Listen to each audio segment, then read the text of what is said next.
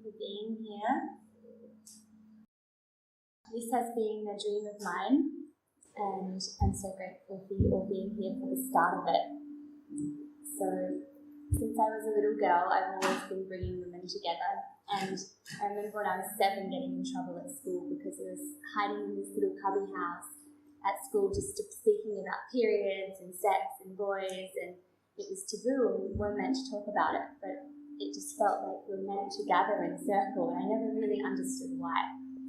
And it's taken years and years and years of working out why. It wasn't until about 6 years ago that I was on a women's retreat that I was like, oh, this is it, this is what we're meant to be doing. And that's why I created this workshop and why I'm creating this movement, wisdom that women should have learned in school.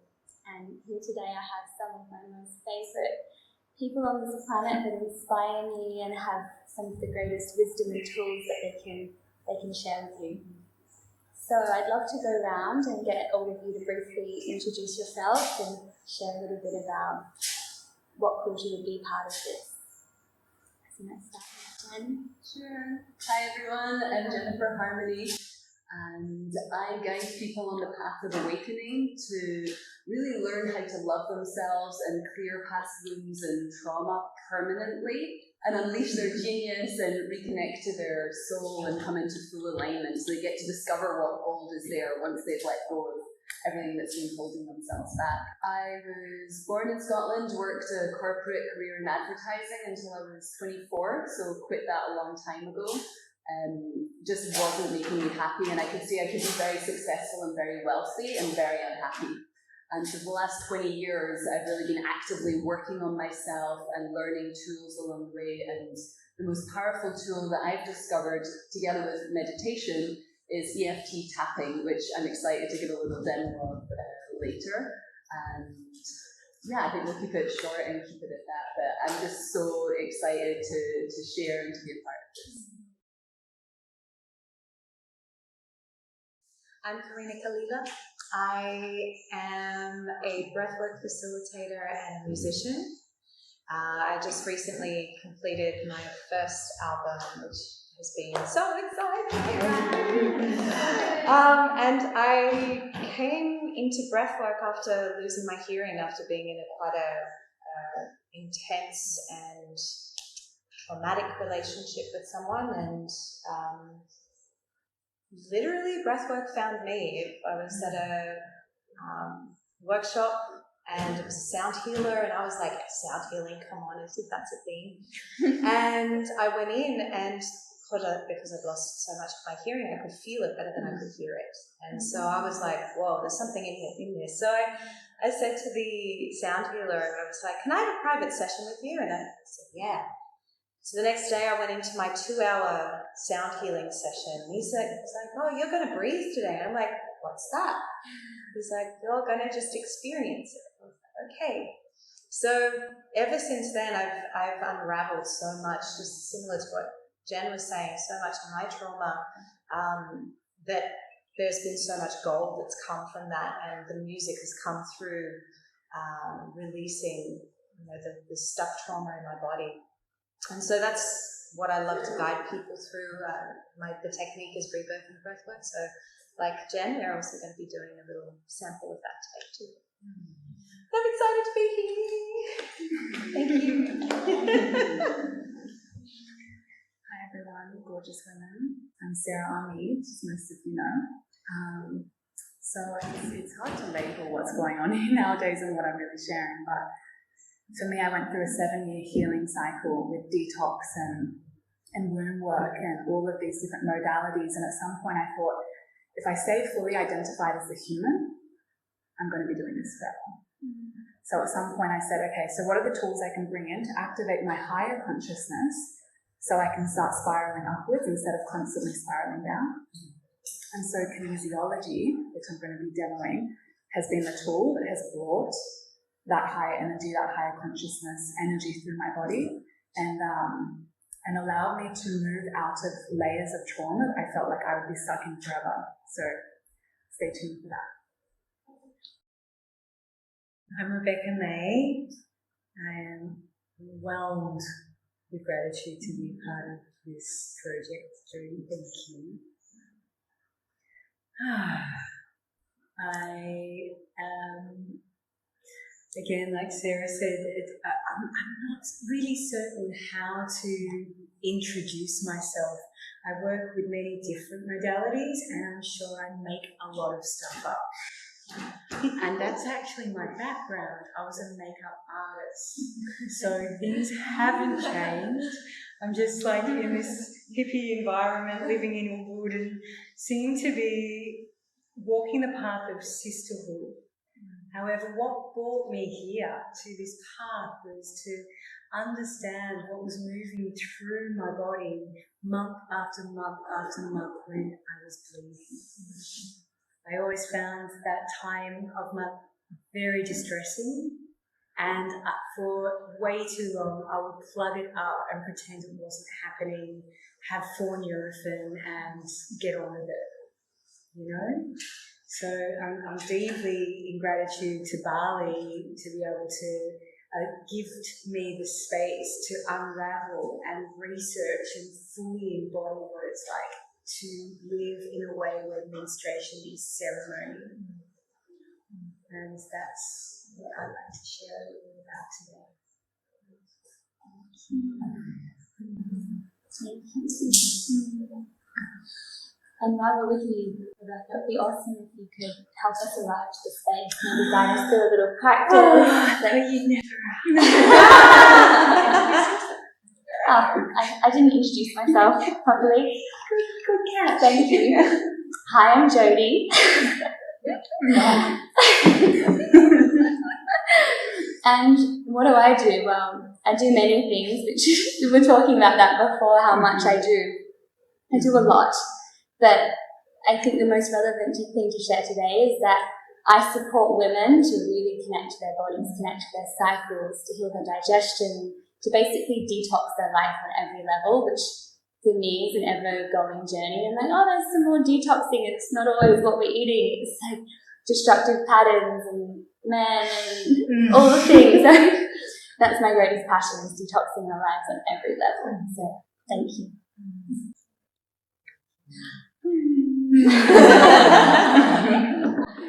So, my loves, let's just get into the space, get as comfortable as you can be. We'll drop in. This will be a very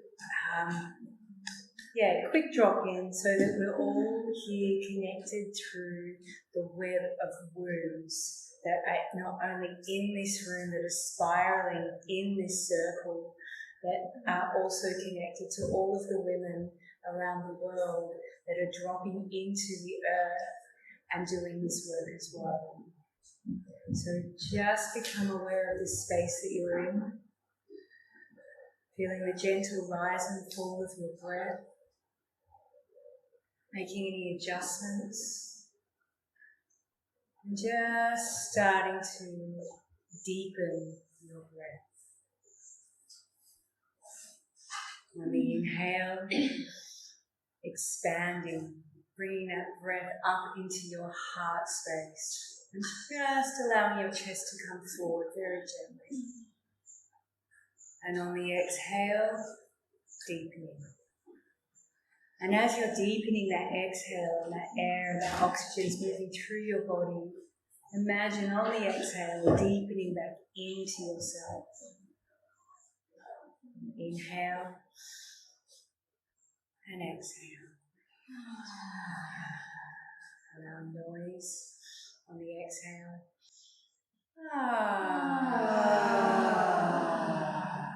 Do one more of those. Deep breath in. Making some noise. On that exhale. And this next breath in, imagine with this expanded chest moving forward that your heart is a crystal, a light, bright crystal.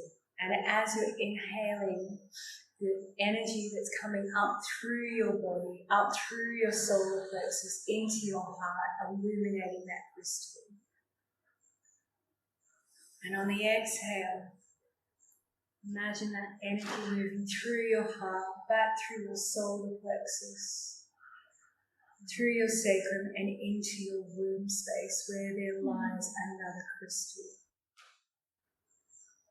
And just feeling that connection between the two crystals.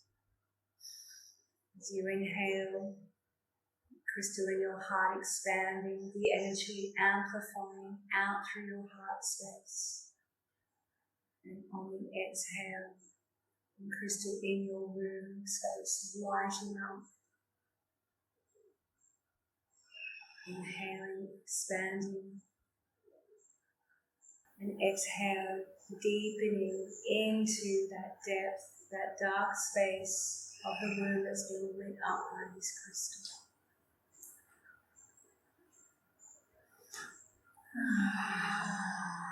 And this next breath, this exhale where we're deepening back through our womb. Imagine the diamond crystalline light that's lighting up your womb space, anchoring deeper and deeper into the earth. So you're exhaling, deepening, and that light is then connecting and merging with the crystalline core of the earth. So on the next sip up, this inhale, sipping up that light from the crystalline core of the earth, bringing it up through your womb space, up through your solar plexus, and into your heart, where it is amplified and shining out around you in a torsion field of love. Anchoring on the exhale, deepening your connection, deepening, deepening. And this time, try to imagine the colour, the magenta colour of the light that's shining through from the crystalline core of the earth. Imagining this magenta ray, this magenta light coming up through your womb, lighting it up through your heart, and this time up into your throat. Deepening back down into the earth. Again, bringing this magenta ray up through the earth, into your womb space. Having this light amplified up through your heart, through your throat, and this time up into the crown of your head.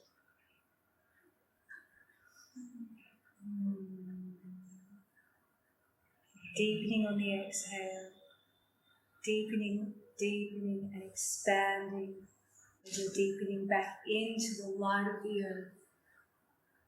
And this time we're going to bring it up through our body, through our auric field. So it's travelling up through the inside of our womb and also through our auric field, up into our throat, our third eye where it lights up our pineal gland and comes up through the top of our skull and connects us with the light of the central sun. This space is where you're connecting to your star. And on the exhale, imagining, feeling, visualizing the light from the central sun shining down, showering down thousands of diamonds.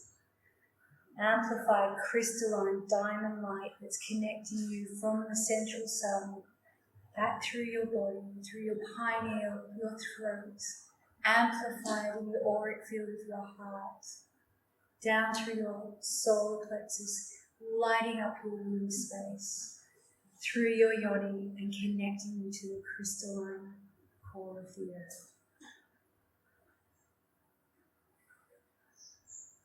Bathing in this light, feeling the depth of your connection and the oneness,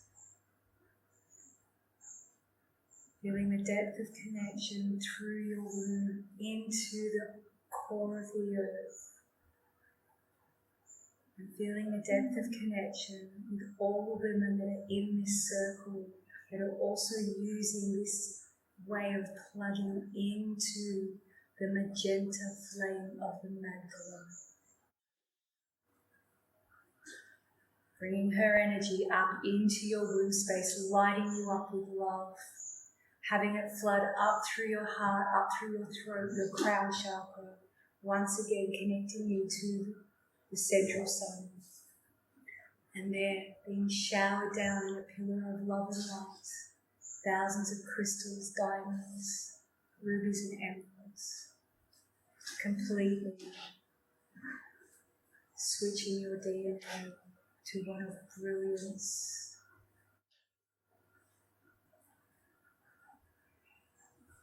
giving you a sense of the truth of who you are, and that is diamond light and love.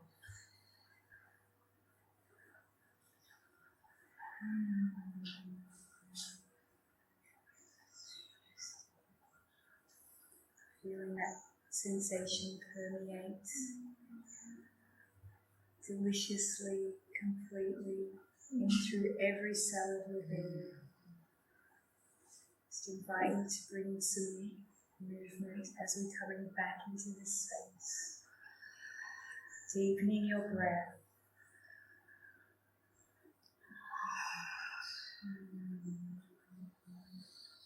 You may want to start to circle your hips and just move that energy through your body.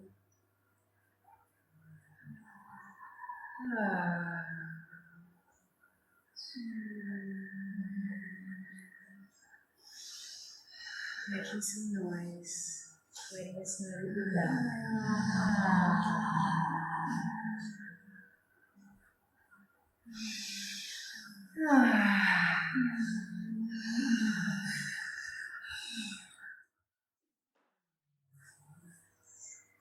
And when you're ready, taking one last breath in that space. Coming back into the room. Just when you open your eyes, have a look around and drink each other.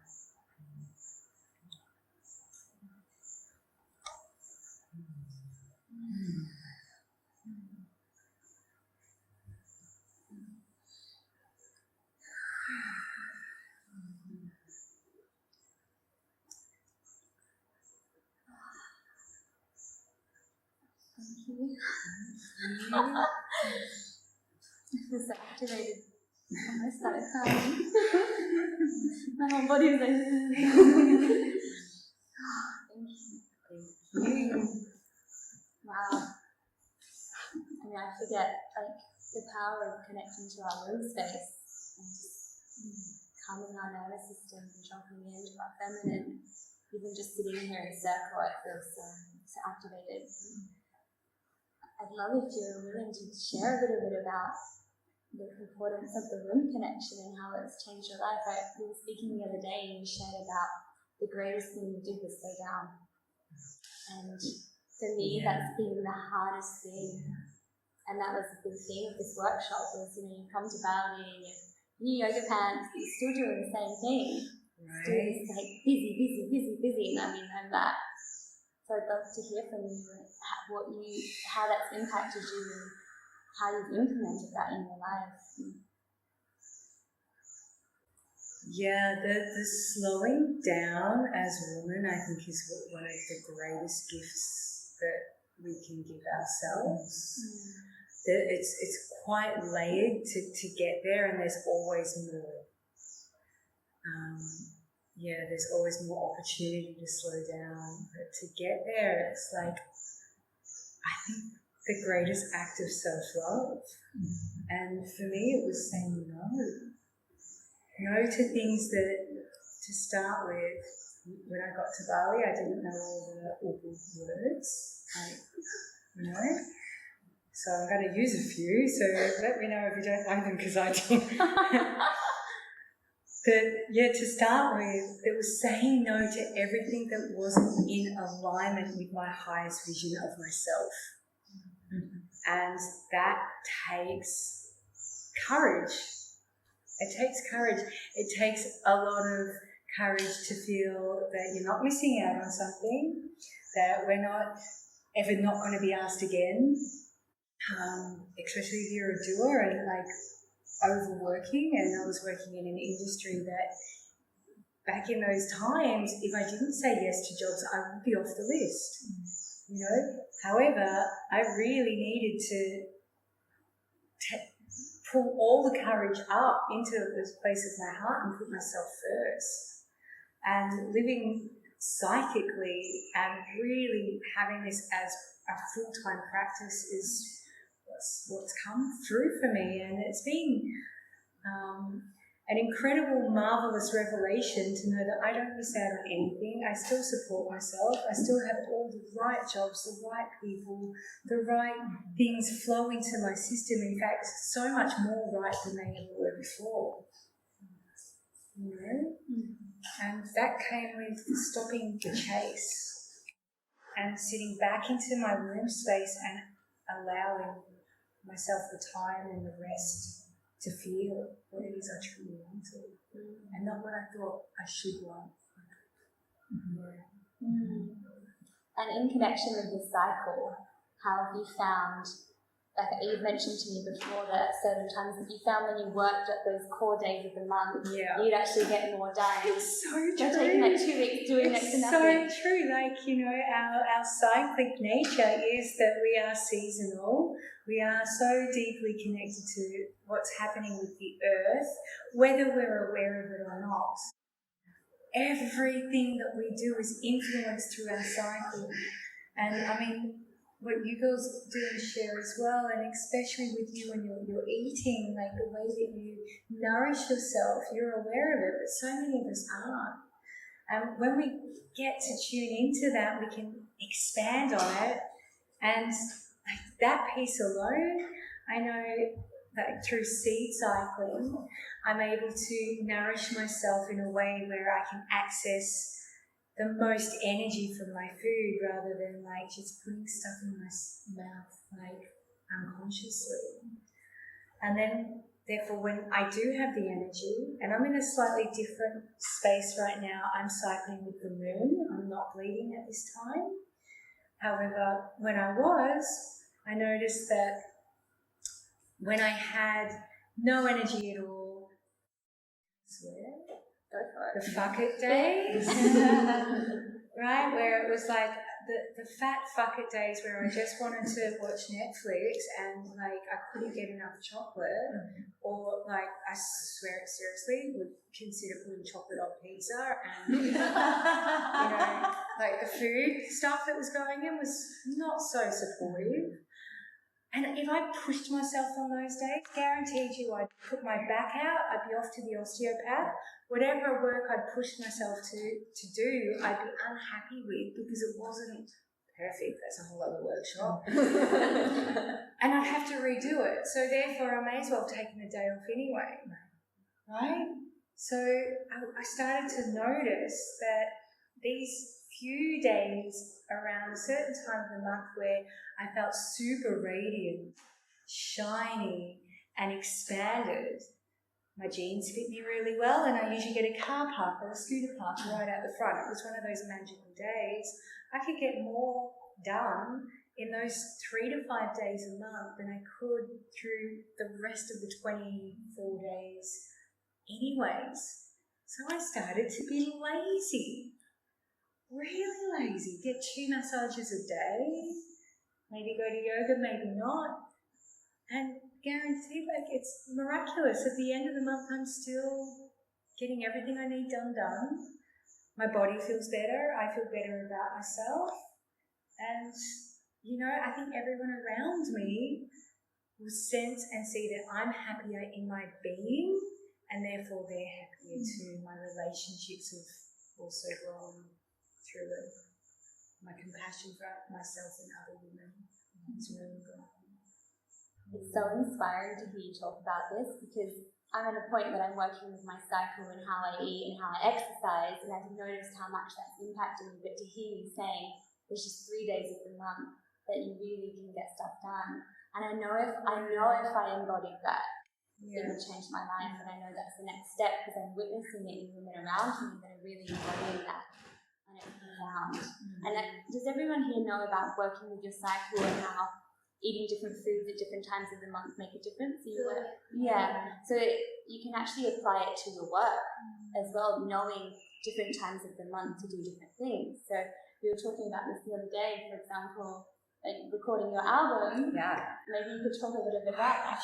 So this was interesting because I channeled this album. It was like, I'm a sound healer, and I went in one day. The theme of the album is a sound healing to make love to. So I went in ovulating, and what came out was not, like, vocally was not my strongest. It was, I don't know, it was just not quite there. And then 2 weeks later, I went to record, we actually hadn't finished the track that I was working on the day that I ovulated. This was 2 weeks later. When I came in, I was bleeding, and I came in and I sat down with my producer, and I was like, okay, I'm feeling a sound, and I kind of described the sound to him as I do. And he created this sound, and then the vocals that came out from that were just like, the song was done in 40 minutes.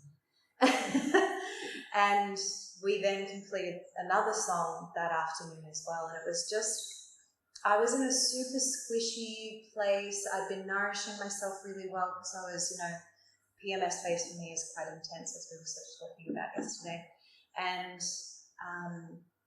what I learned was, and actually this is true in other sessions that I've run at Kinesiology when I was working there, where if I was bleeding, people would often have responses to my voice in a different way to when I'm not. And like the other 3 phases of the cycle, which I can't rename off by heart, but it was particularly noticeable when I was bleeding, which I think is really interesting. And I don't know why, but I think these girls kind of have an idea. What was the reaction when you were bleeding?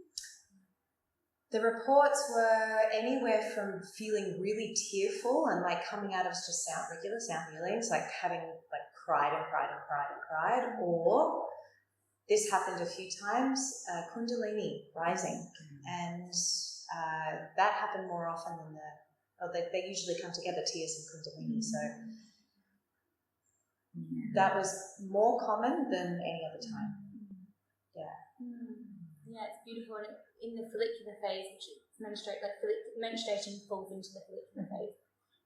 That's when our throat chakra is more open.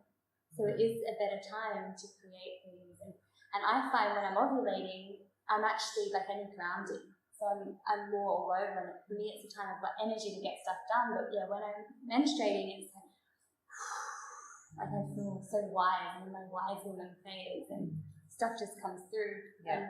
And I think that you No, do you want to share? Do you want to share? Yeah.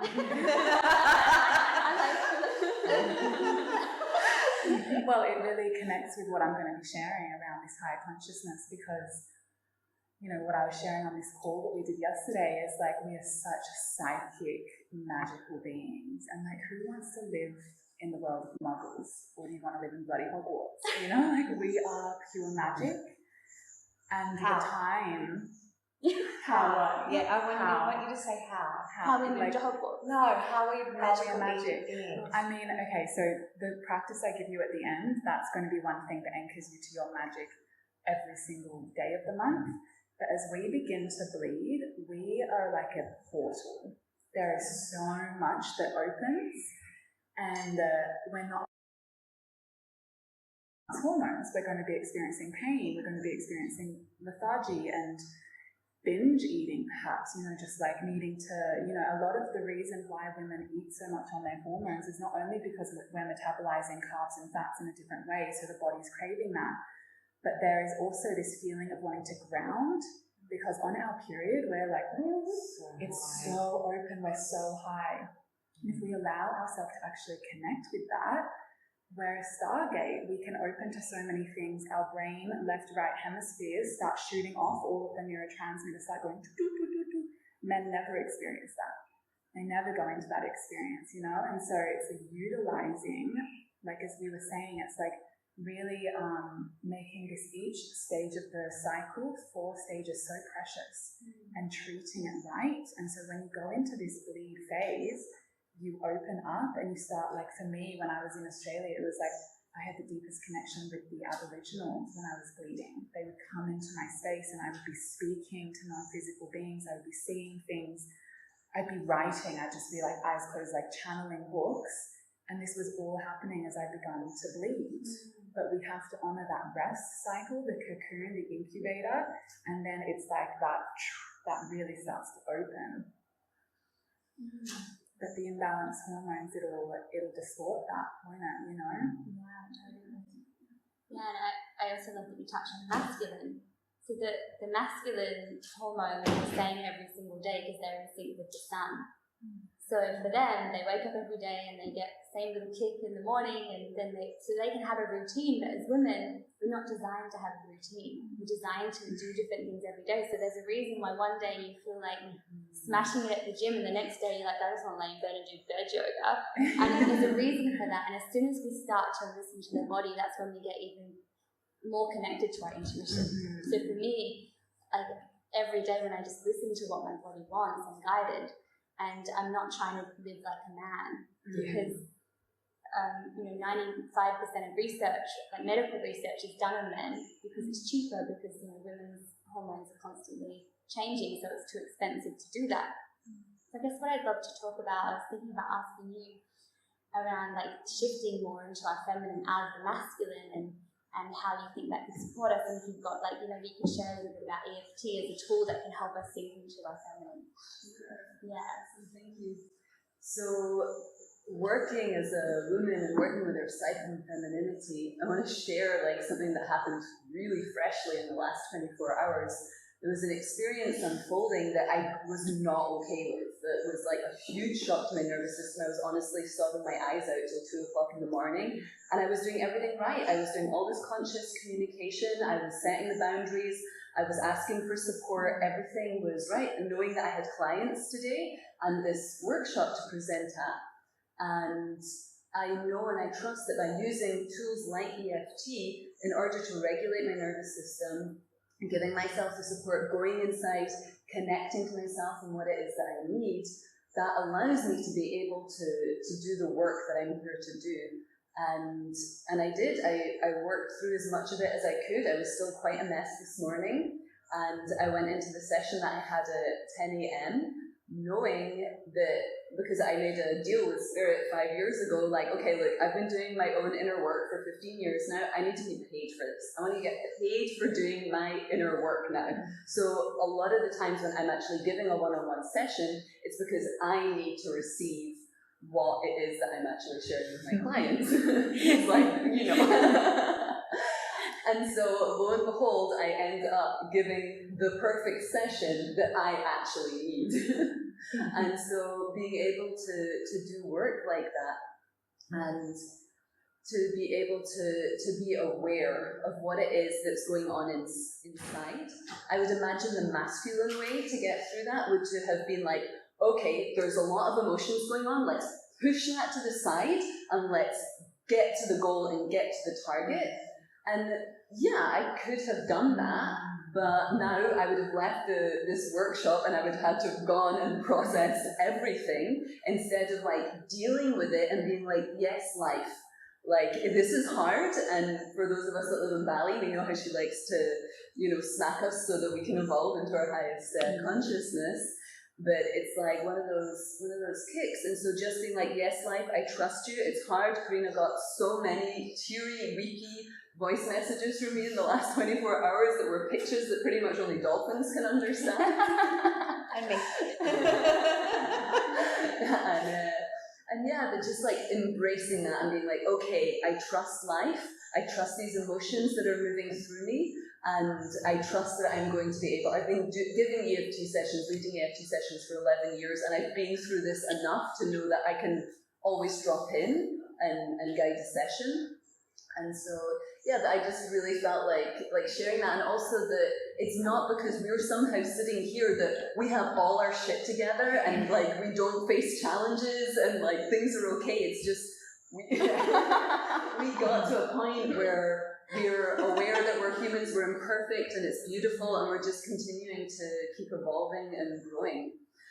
And so this tool of EFT, as soon as this experience started unfolding and I was aware it was like a massive invasion and I was just so not okay with what was going on, it's like I just started tapping. Karina's my bestie and she just looks at me when I'm going through something, she's like, tap bitch. And I'm like,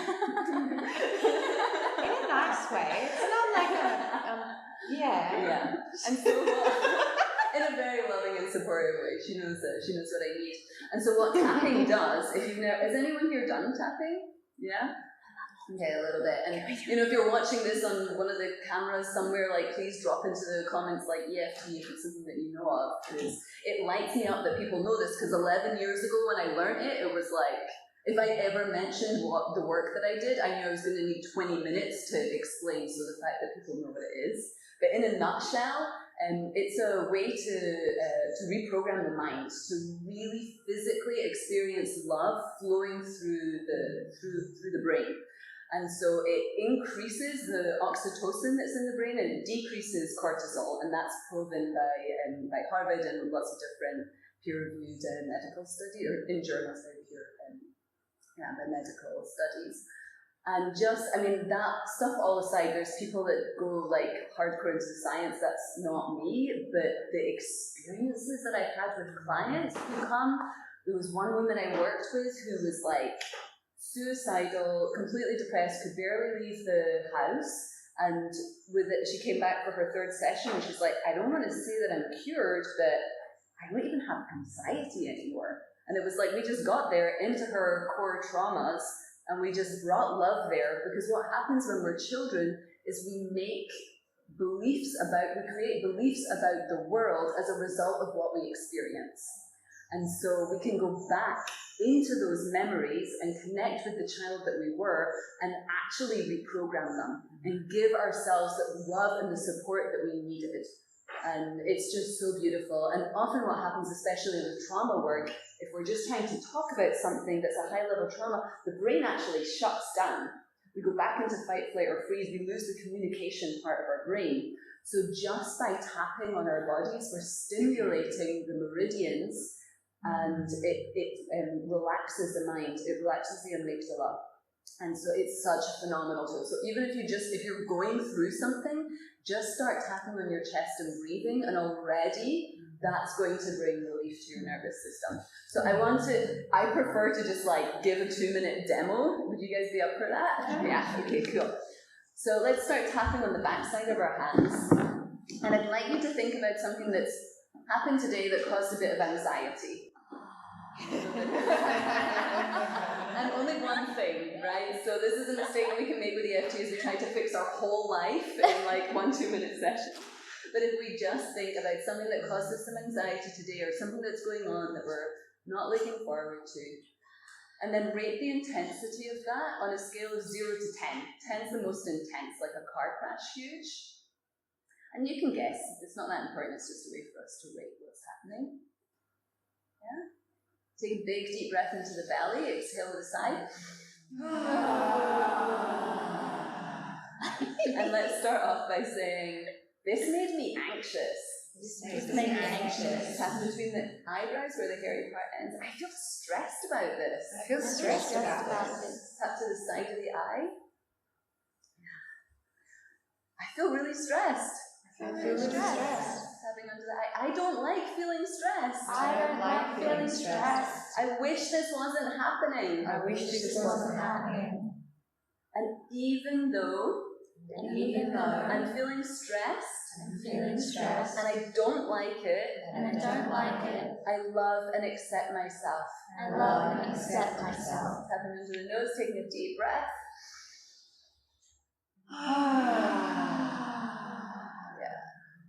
Underneath the nose. Yeah, that's it. I forgive myself for feeling stressed. I forgive myself for feeling stressed. It's completely understandable why this is stressing me out. It's completely understandable why this is stressing me out. Tapping under the lips. And I'm choosing to give myself all the love and support that I need. Because I'm worthy of my love and support. Because I'm worthy of my love and support. And I'm actually the only person who knows how hard this is. And I'm actually the only person who knows how hard this is. So I'm choosing to give myself that love now. So I'm choosing to give myself that love now. Beautiful. Tap into the chest. Deep breath. This anxiety. This anxiety. It's okay that it's there. It's okay that it's there. And then just imagine this like loving, compassionate part of you just sort of sidling up to that anxious part, wrapping an arm around it, giving a great big hug, and not trying to change it or push it away or tell it that it's wrong and it shouldn't be there. Just actually just loving it. I'm choosing to love this anxious part of me. Choosing to love this anxious part of me, which is just trying to help me. which is just trying to help me. Tap into the front of the ribs where the ribs stick out. Yeah, you got it. And I'm open to the possibility that it's safe for me to release. Just 20% of this anxiety. Just 20% of this anxiety. Releasing a chunk of this anxiety. Because it's not really serving me. Tap into the side of the body where the bra strap would be if you were wearing a bra strap. And do like that, or you can give yourself a hug and hustle. I love and accept myself. And nothing needs to change. For me to be completely worthy of this love. I am safe. And I am loved. Tap into the wrist where the wrist bends. We're almost done. Take a big deep breath.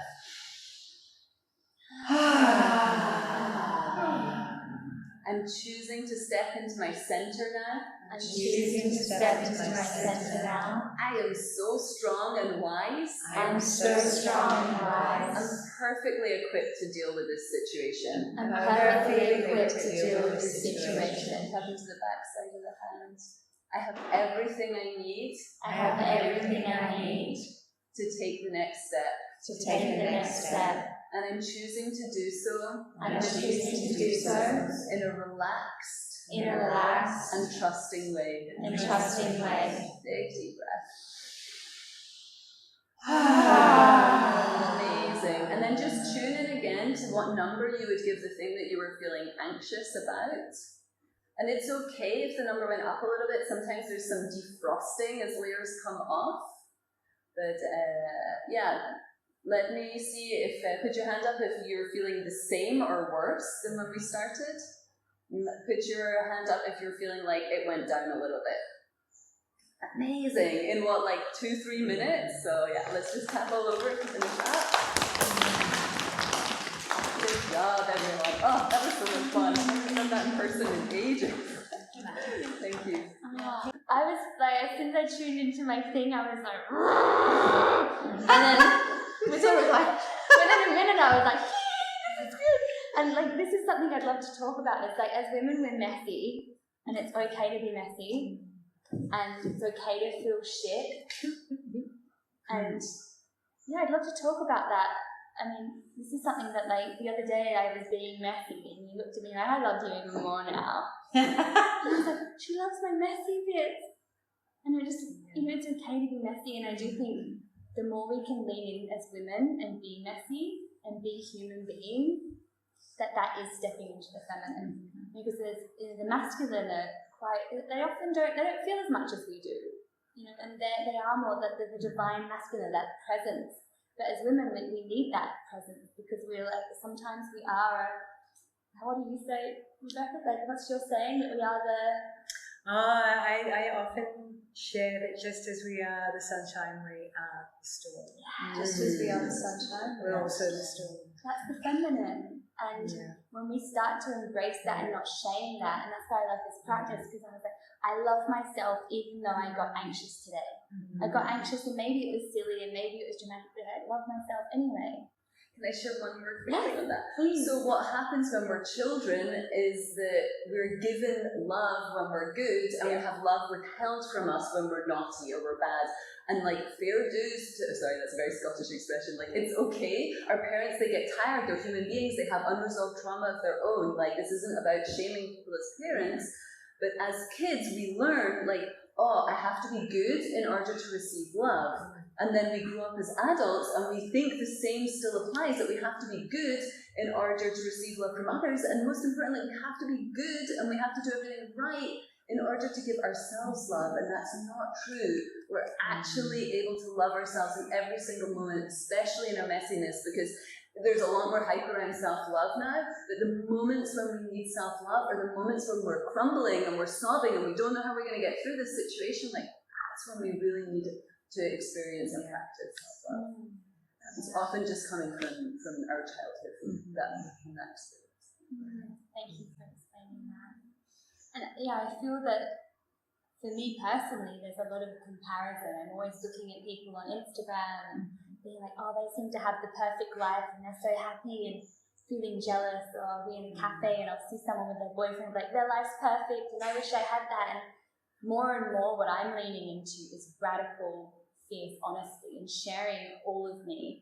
And yeah, maybe you could share a little bit about this, because I feel that you really embody like radical honesty, radical truth. And I think a lot of like the work that you do with like the breath, like that's messy. Yeah. And it helps to release a lot of these belief systems. But yeah, like even talking a little bit about comparison and like how, like I'm just seeing so many people online right now, like everything's moved online and everyone's starting to build their Instagrams and we're not being in person like this. And yeah, I'm wondering your experience with that and anything you'd like to share. There was so much in that question. Sorry.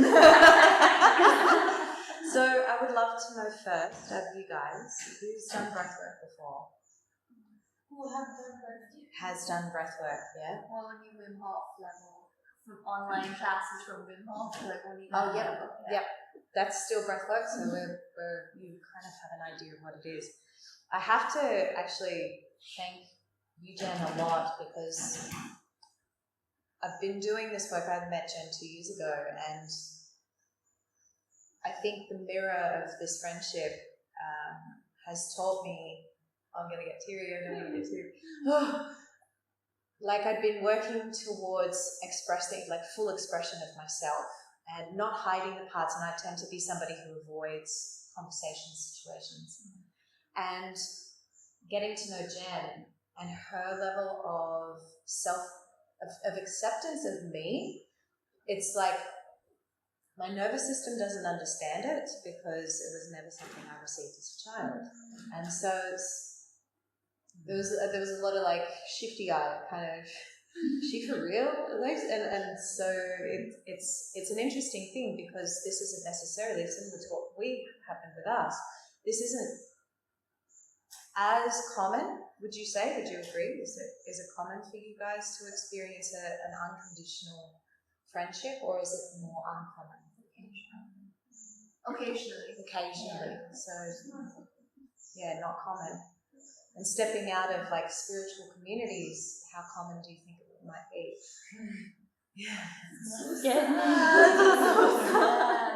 And I think the key of it is, because I was teaching breathwork only for a year before I moved to Bali, and so I've been teaching for 3 years. Been practicing for 5, I can't remember. And through my own journey of self-acceptance and self-love through self-acceptance through breathwork has been like going from not being able to hear people outside of about a meter to having an operation, having that side of my head open up to sound, this side still stay closed. So even if Jen spoke to me on this side, it's not as easy for me to hear unless she's in full projection. I remember thinking to myself, my children, I'm not going to hear my children. Like, how am I going to hear that they're screaming at night? They're going to feel so neglected by me. And, tears wanting to come out. that took a lot of diving into why have I given permission for my body to switch off one of my main senses. What was that? Why was that? And I was speaking to a friend yesterday, and he was also a breathwork facilitator, and he was saying, why do you think that this still hasn't healed on its own? Because with EFT, with breathwork, with a lot of energetic practices, we can heal the body through the mind. So, and you guys probably have had experience, I know Jane, you definitely have. So, and Jen, and so if we can heal it, why is this still going on? And it comes to this like really deep trauma that maybe we may not have access to in this moment, maybe in some point in the future we might.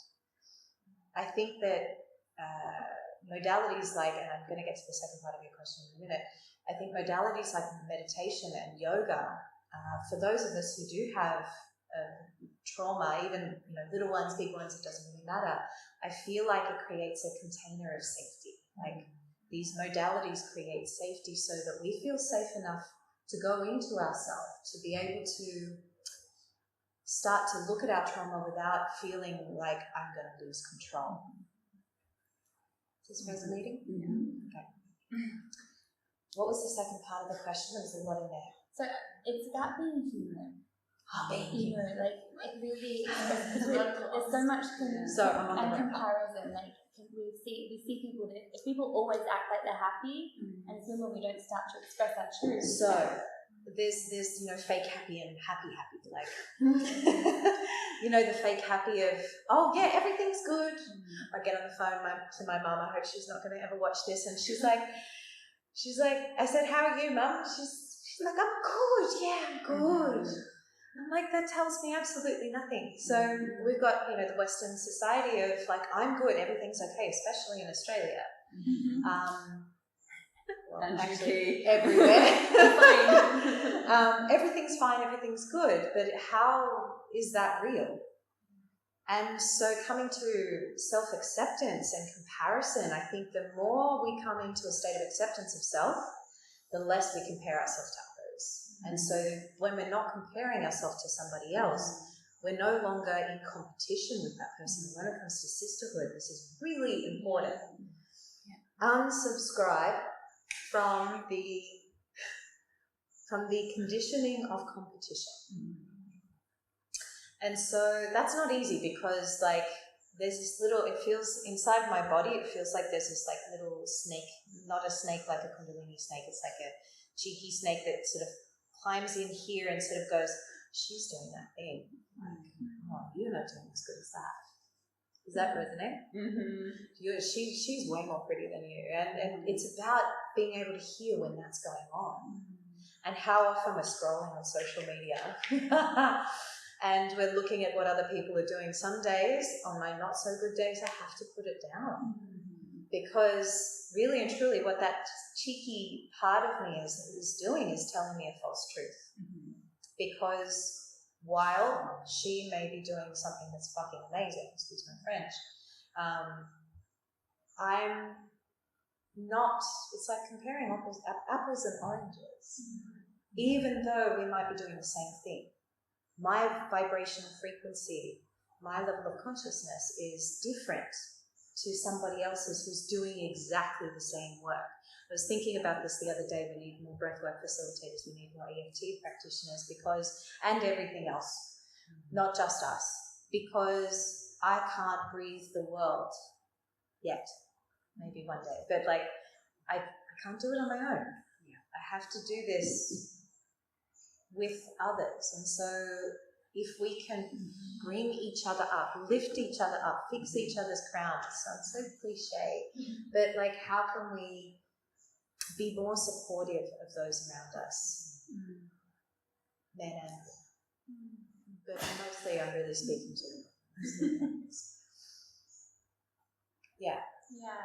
I really feel this is wisdom that for me, it's one of the greatest things I've had to learn, is to not compare myself to women, to not be jealous of women and be like, well, she's doing this and I should be there, and it's coming into those shoulds.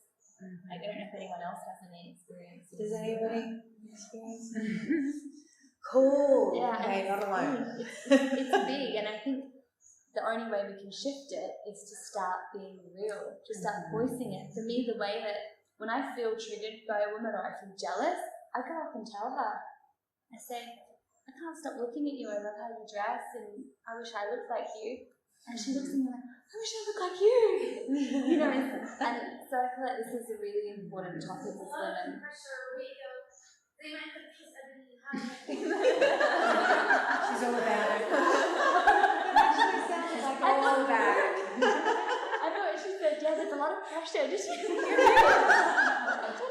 It's a lot of pressure. Yeah. But while we're speaking, maybe you could take us through a little breath Practice, So for maybe for example, I'm on social media and I'm getting in a huff and I'm comparing myself, like a little breath practice I could do. So what am I saying? I love this so much. This is like being authentic. Yeah, I got completely lost in something else. What do I do? It's called Breathwork. So, rebirthing breathwork practitioner. So what that is it's different to Wim Hof in that all you're doing is breathing in and out through your nose, and it's gentle. So what makes rebirthing different to other forms of breathwork, if you're aware of other forms, is that it's a little bit like yin yoga in comparison to Ashtanga. So it's just as powerful, just as strong, just in a different way. People have very deep experiences, and what it does, because you're breathing in and out through the nose, is it drops you into parasympathetic nervous response. So rest, restore, care. Or breathwork does that in some ways. The breathing in and out through the nose is especially for dropping people into rest and restore and repair. And this is the best way for the body to start to heal.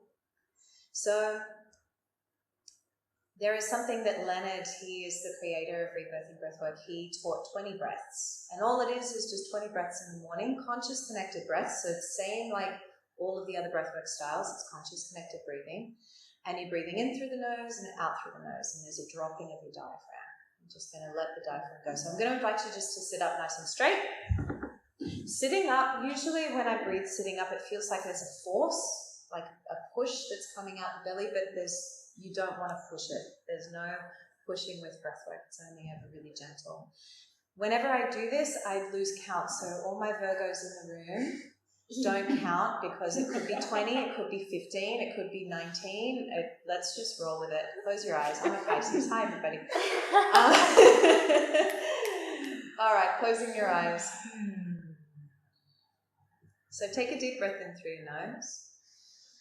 Open the mouth just for the first one. Rinse it out. Let it go.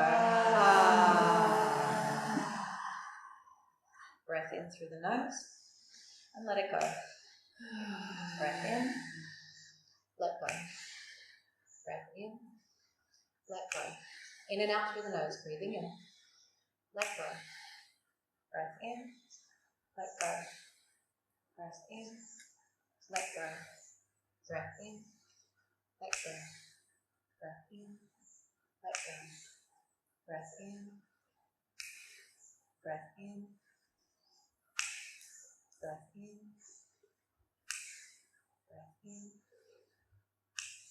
breath in. About 5 more.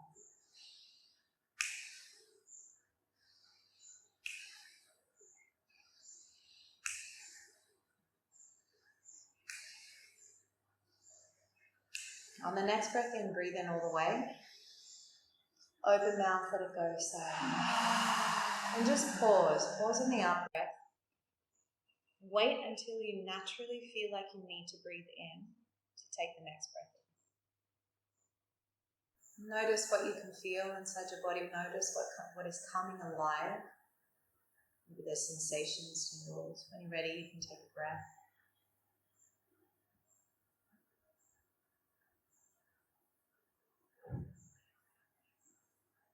Take one more deep breath in. Let it go.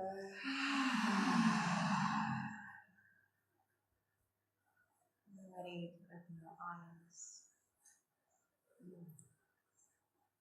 What did you notice? Popcorn style. Did anybody get more agitated? Or did anyone get relaxed? More relaxed? I got lightheaded. Lightheaded's normal. Yeah. It's amazing how quickly I'm dropping just in 20 breaths. So, I would love to add one more thing. There's something that you can do when you've got PMS. It's a little bit more dynamic, but it's in and out through your nose, with arms in the air. Breathing in and breathing out. Breathing in, breathing out. Breathing in, breathing out. Same rhythm as we did before.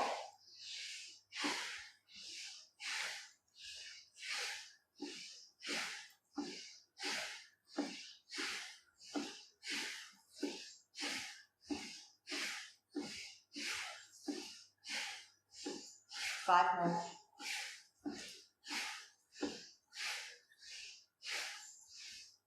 Take a big deep breath in. Stretch up. Open mouth.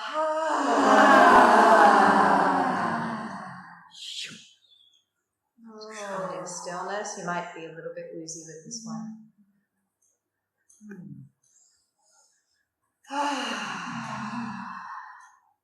Ready? One just moves things a bit more stronger. Do you have a question? I do. I'm just wondering why. I'm familiar with health, but why with PMS? Why do you associate those two? I hadn't heard that before. It's in honesty, my own experience of breathing in the morning. It's like that's the most effective to get me back to a place of neutrality. Because when I've got PMS, I wake up sometimes and I'm just like, get in my way, someone, I dare you. And so, no. But so this, I don't know why. So if anybody knows, please pop it in the comments on the thingies. It's a bit more dynamic. Yeah. It's moving. It's, sometimes there's a little bit more of a contraction in the belly. Yeah, I did that. I have a speculation, because this is very Kundalini yoga, and this is working into the lymph glandular system underneath the arms, and this is where we actually move things, and the luteal, the PMS, is increased hormones that have stagnated within the body, estrogen dominance, testosterone dominance. So when we go like this, what we're doing is we're pumping, and it's moving things. There we go. Yeah, I love that. I love that too. Yeah. I mean, and thank you for bringing up PMS. I'd actually love to talk about it a little bit because I like to debunk PMS. I know you're really passionate about this, debunking PMS. Oh, I think both of us are. Yeah. All of us are, really. And I think, everybody that is a bleeding or soon to be or, post-bleeding woman would love to know more about what PMS is. PMS. Well, I can briefly mention something. So, PMS is considered this normal experience that we as women have, and that we have to put up with this. But there's nothing normal about PMS. That's not the natural state of the female body. That's an endocrine system that's under some burden. So the PMS is actually the third stage of our cycle, which is the luteal phase. And this happens to be when all of our hormones, male and female, are rising. And actually, just as we begin to bleed, everything drops. And sometimes we will experience that as kind of like a blissful, even if your cramps have come on, because all of those hormones have been rising and then it comes down. But PMS, I thought that I would live with that for my entire life. I really did think, okay, that's just what we deal with, just scream at my boyfriend and red hot rage and eat a bunch of chocolate. But now I'm experiencing it's that's not, that's not something that we have to put up with. That's not something that we have to tolerate. I'm curious, is it something that everyone here is still working with? Is can you feel that it's that time of the month? Yeah, and thank you, because I feel you have a fantastic way and a very educated way of explaining the hormonal shifts. And I work with the spiritual sense of bleeding, and PMS to me is a signal. It's a signal that we're taking on too much. It's a signal that we're ready to put everything down that is creating, the tension, creating, the sensations in the body that can often occur as an experience of cramping, an experience of bloating, an experience of sore muscles, tiredness, migraine headaches, sore boobs. Well, the boobs is, when that's happening, it's a direct relation to the fact that at this time of the month we're more tender and our boobs are sitting right on our hearts. So if we're getting these sore boobs, it's because we're more tender-hearted, and it's a signal, an experience. It's signalling to be more gentle with ourselves, and that's what this pre-menstrual symptoms are. They're a signal. They're experiences. They're not our story, and for. Just let me know if I go on, because for so long we have been encouraged to believe this story, to live into this story. Again, like I circle back to what I said before about taking for Nurofen, plugging it up, pretending it's not happening.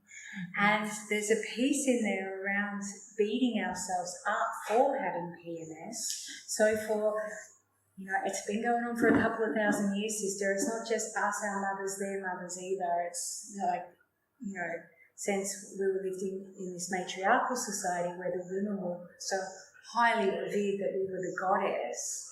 So around that time, like I was saying the other day, when the church took over, bless them, and shifted everything around how intelligent women are, how intelligent our menstrual cycle is, when they shifted that to becoming the sacred cup, which is the shape of the yoni, and the blood, which is the bringer of life, into the blood, being the wine, into a goblet, into the church, it started to distort and create separation between how sacred our blood is to what the church would then, taking a right-hand turn and teaching.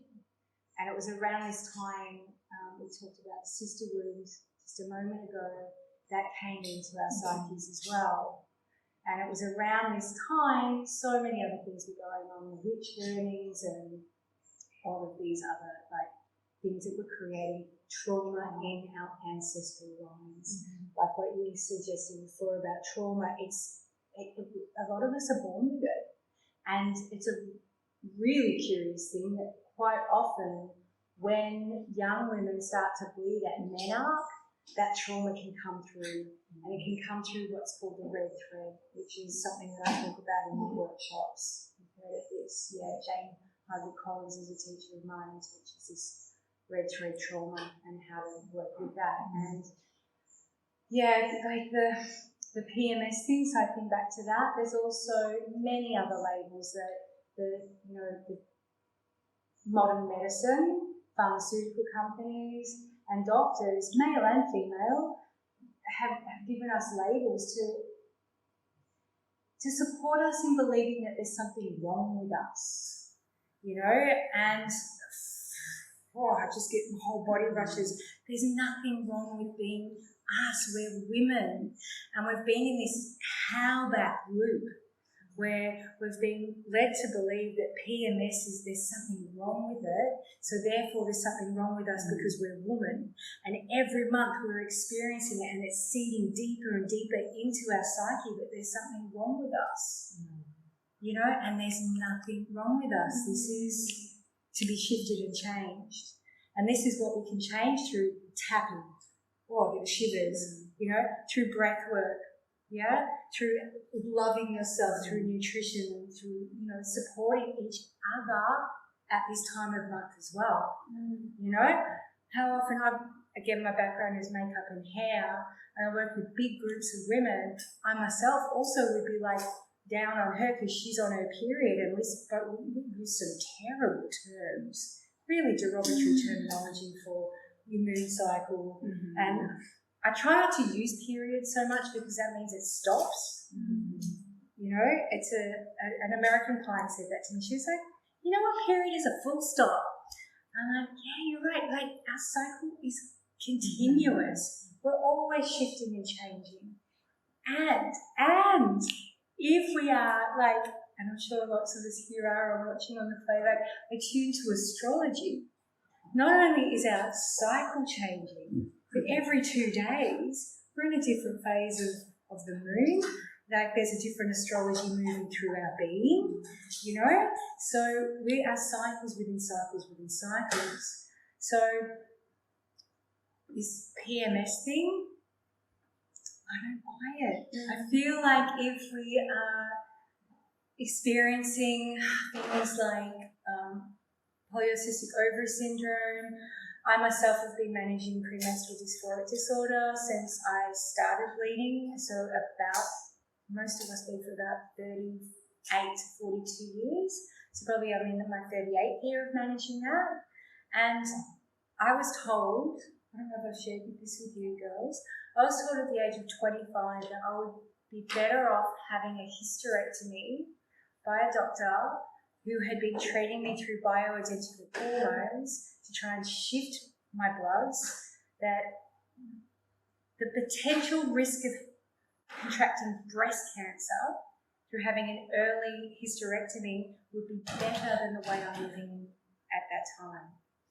Now, that was enough for me to say I don't want to be an experiment anymore. And for years I just dealt with it. I was taking the Nurofen. I was taking all the, the painkillers and tampons, plugging it up, pretending it wasn't happening. But once I started again to, work in this way and connect to my blood, looking at it with love, using a cup or, just beautiful organic cotton pads that I could rinse out and work with my blood and really attune to my cyclic nature, that's when things like the pain stopped, slowed down first and then stopped, and my psyche around that middle of the month when I was a bit dysphoric, I still get a level of crazy. However, now I celebrate it. And I live in an environment where I can burst into tears at the ATM, and generally some beautiful person goes, oh, and I can, I've learned how to regulate myself, celebrate myself in all of my seasons. And that's the other thing I wanted to piece into it as well, like in that, in times up until this moment, we have been celebrated in our spring, in our maiden and summer seasons, all across the media, in every magazine. We're probably getting magazines here, but even in television and film, we're always looking up to these supposed goddesses that are, young and bountiful, and it's not the case. It's not an authentic woman, it's not an authentic representation of femininity either. That's a whole other There's a lot, yeah. There's a lot. So yeah. Thank you for sharing that.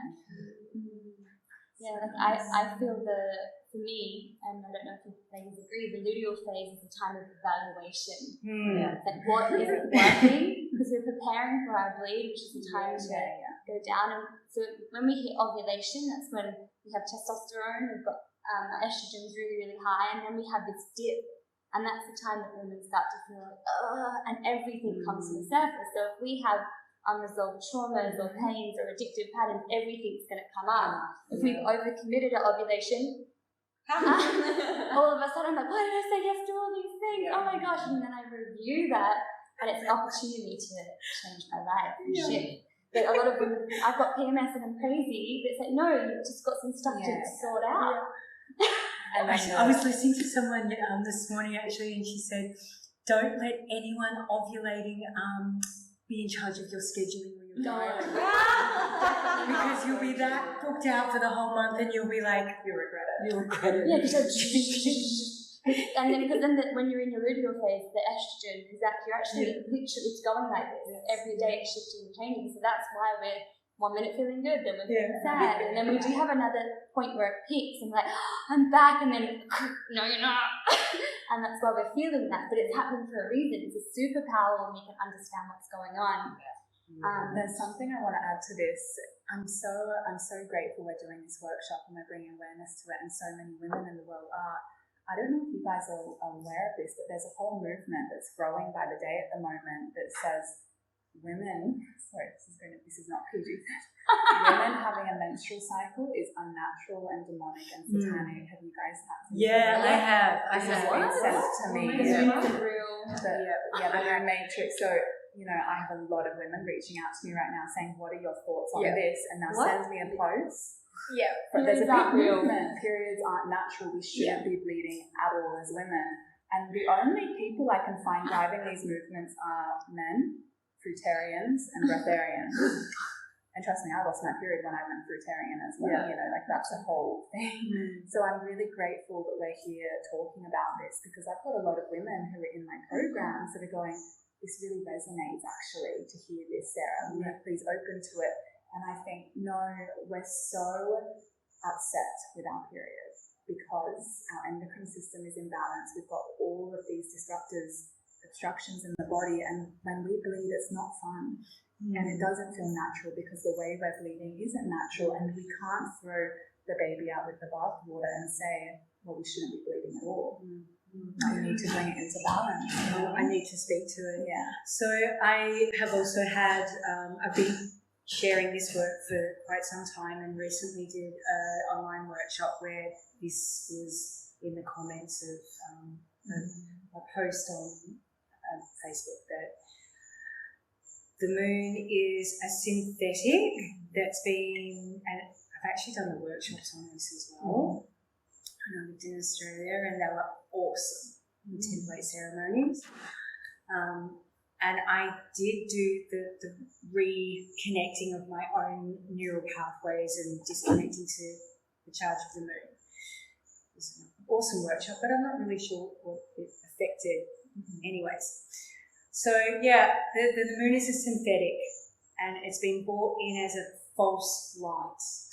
And whether we believe it or not, I mean, it's right up there with the earth is flat for me, which again, it could be, but we are, being cyclic beings, so affected by light.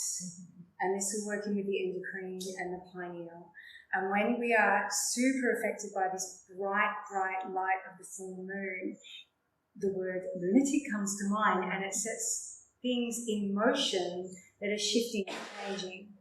And it affects the tides and affects women's cycles. So there is a piece in there that's potentially, I mean, we don't really know. But my answer to this was something along the lines of, for thousands and thousands and thousands of years, I mean, we've dug up goddess statues, we've had text in history that's really showed us that without any shadow of a doubt, the menstrual cycle was what many tribes revered. They used it for planting, they used it to see what the barometer, as a barometer of the health of all the women in the community was. So for thousands of years in this dimension, women have bled. It's an opportunity to clear out what we take on as well. So again, getting back to the yoni as being the chalice, thank you, or the sacred cup. We are receptacles, so we're taking so much on from outside ourselves. And you know, if you're late on your bleed, you just like feel so full. And when we bleed, there's the release. And the first 2 days of our bleed, we're clearing shedding the lining of our womb, our uterine lining, and then the second day we're generally clearing all of those patterns of information that are stored in the blood out of ourselves to actually get to the space on the fourth day of our cycle where we're in the void. where we're in this complete blissful state of the void. And for women to be able to rest into that is where the gift is. So that therefore next month we can take on what is, expected of us. So this piece around the moon, maybe it's true when I get to the next realm and the ascension into breatharianism, maybe I won't bleed, and maybe that would be true. But I feel in this dimension we've chosen to be here in this world. This is what's happening. That's just me. Thank you for sharing that. I mean, for me, it was losing my cycle for nearly a year being a fruitarian that I connected more deeply with my cycle, because I had people telling me, like, your period's a detox symptom, you're not meant to bleed, the moon is fake, and all of those things. But I know the power of my cycle, and maybe the moon is fake, but it impacts me, it impacts the oceans, it impacts the plants, it impacts everything. It's real. And what are we projecting onto that thing? If we're looking at the moon every night going, oh, evil, the soul of the moon is left and it's so evil and she's messing with me, it's like, what reality do you want to live in? That's going to impact I'm grateful you. for the moon. I'm grateful for the cycle. Like, everything that's moving through my body is, like, I call it my superpower. So, yeah. That's the question. Yeah. Yeah. How did the cycles work for you when you were fruitarian in a fruitarian? So next to nothing. And so you didn't feel the rhythm of the cycle? I wasn't ovulating, so I wasn't fertile. So when we're not ovulating, it's a bit like when you're on the contraceptive pill, you're constantly in the luteal phase. You're not able to experience these flows. So I was on the pill for 10 years. Then I came off it, and then I started trying different diets and different things because I was really curious, but I wasn't ovulating. And for me, ovulation, my body, every single month, our bodies are trying to create life. And when we're not having a cycle that's balanced, we're not able to receive that creative life force that we've been given. It's a gift as women. So, it was for me, when I wasn't getting my cycle, that I started doing all of this womb work. Why isn't she not here? Why am I not bleeding? And it was a greatest gift. So. And that isn't to, say that fruitarian won't work for some people. I've had a lot of girlfriends and students who will lose their cycle and lose their period for 12 months, but then they'll continue with that path and it will actually come back, balance out. And then for other people, they'll go, okay, my spleen is a little bit weak, so I actually need warming foods, and I need this, and I need to bring in the greens, and we're all going to make those adjustments. So it's not to diss the fruit diet. I'm sure all of us here absolutely love fruit. It's just about listening and getting that feedback from your cycle and what's happening. It really is a barometer of our health, and cycling back to that is the colours of our blood as well is huge. So there's so many things that you can tell from the colours of your blood. And again, I go deeper into that in workshops, but I just want to touch on one piece now, which is really relevant in these times. I recently had a tricky little virus called COVID, and it wasn't until I let it go 5 or 6 days thinking that it was going to pass. I'd eaten something weird. I had dengue fever, which happens often here, and it's got similar symptoms. But it wasn't until I bled that I could see the colour of my blood was black. It was black. Wow. I must have. Really? Interesting. Black. And that's when I reached out and I had a doctor come and did all the blood tests and things like that. So what's it like? Blood is saying up. It's actually, there's no oxygen. It's stagnancy. So no oxygen. And I knew, like, when it was that dark, and I actually didn't have trouble breathing. I was still open in the chest. I still had smell and taste, and that's why I was confused. But when it came back that, I thought I better get blood tests and look into it, and it wasn't something that I'd eaten. So, wow. Yeah. So fabulous. I'd love to do a little into another kind of topic that I feel is really relevant, and that's addictive patterns, which kind of what I was flowing into being in that luteal phase, when these patterns that we in come to the surface, and is it the left and right side of the brain becomes they're both balanced at that time? Or they start communicating with Yeah, one so you another. start to get, that's why it's a time to evaluate and start to be like, what's going on in my system, what needs to be released. So a great time to do EFT, breathwork, and everything. But I know that I'd love you to share a little bit around kinesiology and how you can use that for breaking patterns. And if anyone wants to jump in to talk about, but I feel like addictive patterns, we're all in them, and until we see them, we don't know that they're there, and until we can love them. And that's why I love EFT, because you're actually like, I have this pattern and it's here, but I love myself anyway. And you might be in a breathwork journey and you're like, oh, I didn't know I was doing that thing, oopsie, you know. So yeah, I'd love to talk about addictive patterns and get you to share. Yeah, I mean, something I'm going to share with all of you is it saved my life. It saved my life. You know, like I've been on the healing journey for 7 years. Physical healing. I had a lot of disease in my womb, but trauma healing. Turns out there's just like a big bucket of endless stuff in here, you know. And I hit a rock bottom 2 years ago. I was in Australia, and all my binge eating came back, and I was just falling apart. 2 people very close to me. There's 3 people in this world who are so close to me. 2 of them betrayed me in a way that I never could imagine, ever. And so I called upon EFT, and I was like, bang, I better be on it. And it was working, and it was so good. And I kind of reached a threshold. So what I want to introduce kinesiology, because I'm going to speak about it in a way it hasn't been spoken about by a lot of other, you know, osteos and people who use this tool as a muscular testing of, does this supplement resonate with this body? Does this food resonate with the body? Mine's a little bit more multidimensional than that, even though I muscle test every time before I eat, every time I take a supplement, anytime I do anything. I've already muscle test several times throughout this thing. So you mentioned something super beautiful, which is this false truths that are coming through, because we all have this mind, and our minds are wounded. And it's not just our minds, it's the collective mind. And it is feeding us so much bullshit every second of the day. And it can become so confusing to actually listen to your intuition and go, what is the truth here?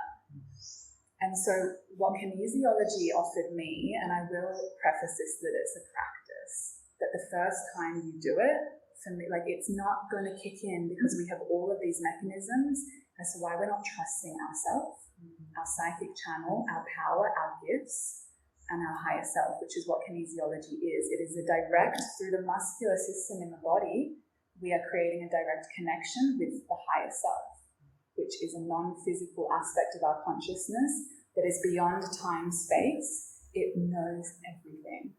And it's not affected by the woundedness. It's not affected by the trauma.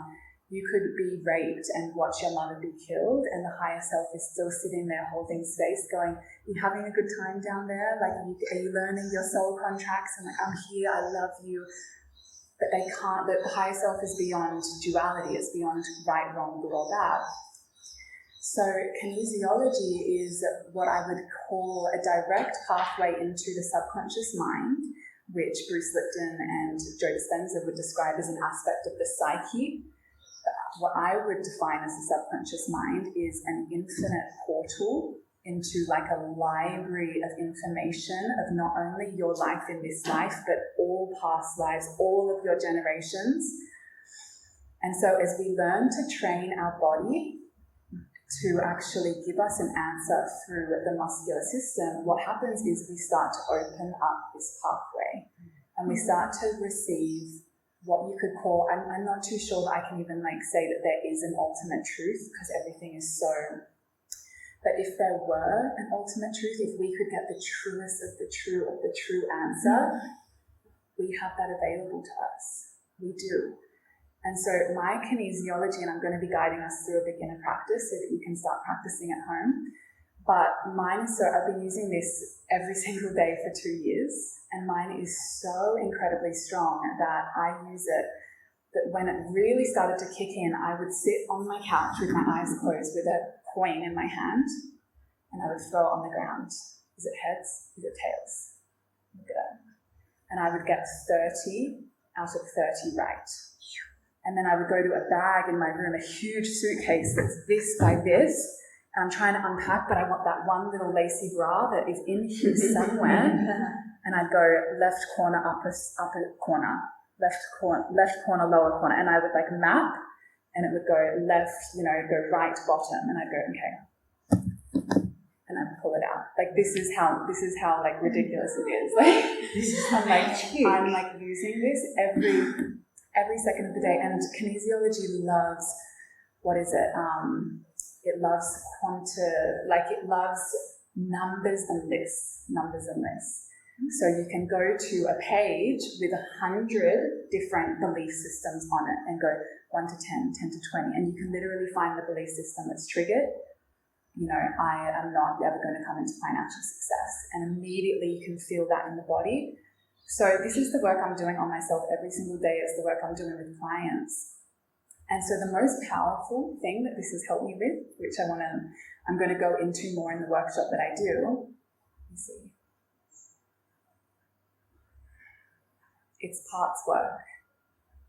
Because what this tool gifted me was the support network and the framework to feel safe, for a part of me to start going, she's free, to start going, something really bad happened to me. That was the tool. Again, it's like allowing this to move whilst doing it. And then I went into 18 months of cognitive dissonance and said, no, don't you lie to me, bad girl. Just as I was a mother, don't you tell fibs, stop being a drama queen. And I shunned her for 18 months until again a new layer of my life arrived, where I came into a very long-term committed relationship with a beautiful man who was holding me. And in our sexual union, it just came back again and again and again. And my hair was falling out in handfuls for 2 years straight. And the day that I turned towards her with the muscle testing, finding out how old she was through the muscle testing, finding out every detail of the situation, I turned towards her and I go, I believe you. Baby, I believe you. I trust you. My hair stopped falling out. My scalp psoriasis disappeared. I had like all of this gut inflammation, like literally had symptoms I was dealing with for a decade disappear overnight. After 7 years of cleansing, detoxing, womb wisdom, this, go to India for 6 months and heal this, and acupuncture, like everything under the sun. And what I realized is the parts work of integrating the younger aspects of us that split off at a moment where it was too much for the nervous system and said, no, and it split off. And it's kind of just been sitting in like an ethereal divine mother womb, like, nope, I'm not going to the body, I'm not coming back down there, nope. And it sits out of the body. And this is how most humans in the Western world are living, like totally out of the body, So in a moment, we're going to do a little practice. I want to say I use this for everything, including the practical things, including, do you know what this is useful for? I'm in an argument with my partner and I'm all in the projections, which is when we're in the projections, when we're arguing our partner. And he goes, bring it out. I'm like, and we're going to ask together, is blah, blah, blah. And we ask the question. And the running joke is like, my muscle testing and him are ganging up on me. Because I can penetrate through all of the projections and all of the false, but you looked at her and all the wounds and I'm not feeling good, and I can get the ultimate truth straight through my body. And we all just sit here and go, thank you to my higher self and him, even though like my human's like, you guys are ganging up on me and no, I want to stay in this. But we can penetrate through, and we just went like an hour-long argument was completed in 60 seconds because I trust my body. I trust my body's yeses and nos. I trust my channel. I trust that I have guides, goosebumps, guides that just love me, guides that are so beyond this dimension that they don't even process through fear and love. They are just love and love and love. So do we feel ready to go into the practice? So the parts work is I do every morning is I wake up and I go, is there a part of me that is disgruntled, that is, or is upset? And I'll just go under the age of 10, over the age of 10, okay, 11, 12. Okay, what was going on at 12? Got my period, I lost my virginity, I started drinking, I watched my sister fall off a balcony. There was a lot of trauma. And so I go in and I start muscle testing, what is this about? Until I get to that acute moment in time and I meet her and I say, what's up, baby? Let me hear from you. I'm here.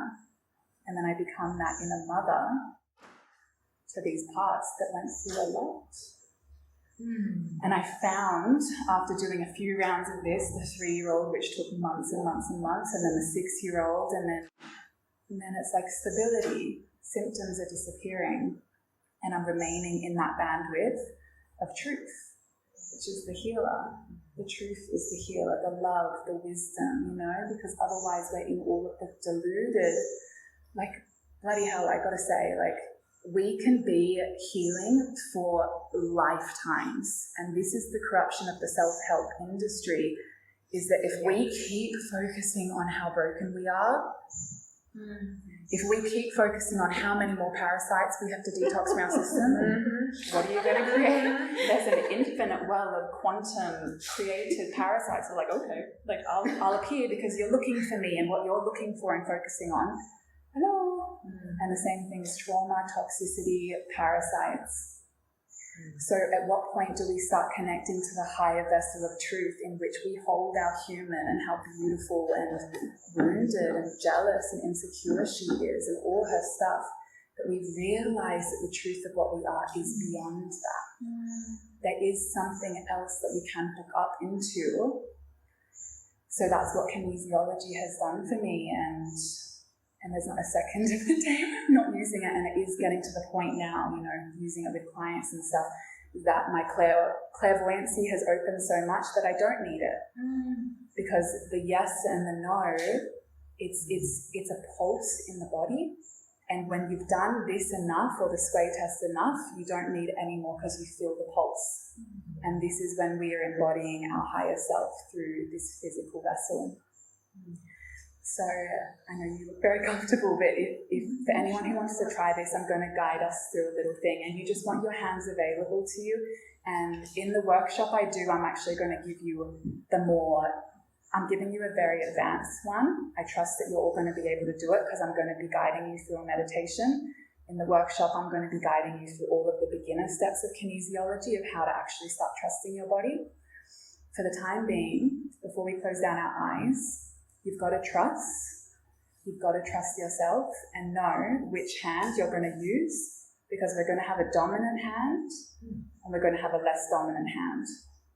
So if you are a left-handed person, or choose, like with your dominant hand, I'm right-handed, and the way this is confusing is I actually do it opposite. So again, you have to try. If one doesn't feel like it's working, switch hands. But what you're going to do is actually create a circle. Let me see. So you're going to get your dominant hand, if that is your, hang on, let me see, because I've got to do it backwards because I do it. You know what? Let me see. No, we're going to do it the way I do it. I'm going to trust. And I just used it for that. Okay, so what you're going to do, if your dominant hand is the right hand, you're going to create a loop between your pinky and your thumb. But if you're left-handed, do it on the opposite hand. And then with the other hand, what you're going to do is just create a little thing that isn't going to do anything other than open. So we're just going to do this. So it's going to be the index, is that the index finger? Mm-hmm. So this is going to look like this, okay? So we've got this.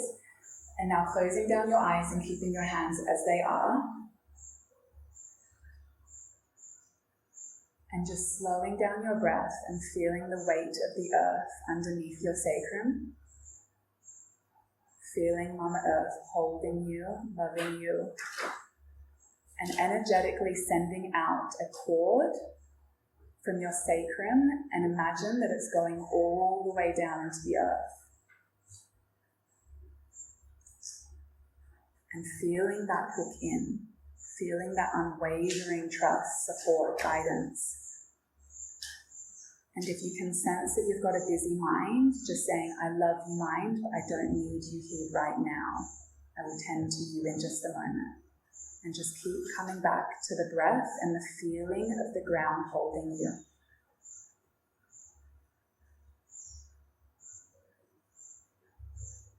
And now I want you to start meditating on the point on your dominant hand where your thumb meets your pinky, and just start feeling that connection of that skin touching skin.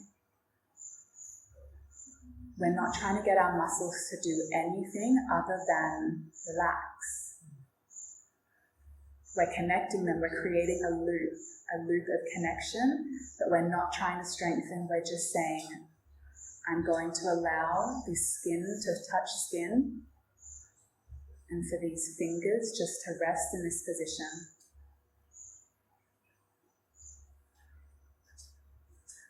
And once you've attained that, just bringing a slight little bit, and it's not like a contraction, like a hard, but it's just like activating the muscles so that those fingers are still lightly kissing one another, but you're activating the muscle so that it's not just a sloppy sloth that can just fall apart.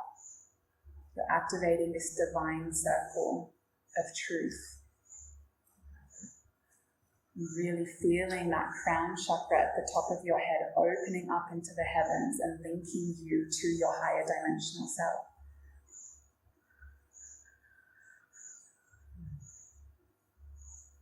And what we're going to do is we're going to bring the hand that we haven't been working with, that just has the pointer and the thumb together, and we're actually going to bring it into the loop.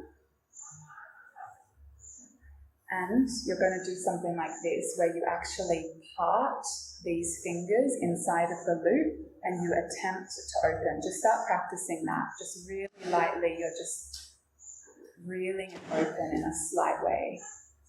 And just again, creating this into a deeply meditative practice.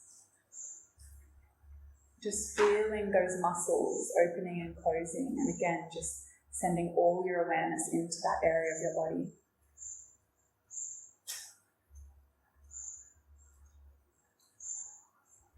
And now inside of your own head, not aloud, you're going to start practicing this, but with asking questions. Now, if your loop stays closed and strong, this will be a signal of truth, alignment, and a yes. When the muscles start to slowly go a little bit weak and the circle breaks and opens in a large way, you've just received a no, a misalignment from your higher self's perspective of what the truth is in this moment. So start with just asking your name, or saying, I am so-and-so, and reciting your name and seeing what happens. And then say, I am Tim, I am Margaret. Say a random name and just slowly start practicing what this feels like. Where at times the muscle stays strong-ish versus sometimes it goes weak. And be incredibly gentle on yourself, because if the muscle testing isn't accurate at first, there's always a reason. And we can find that reason, we can find that belief system, we can find that mistruth. And when we remove that, your muscle testing will kick in and it will never go out again. So just keep practicing.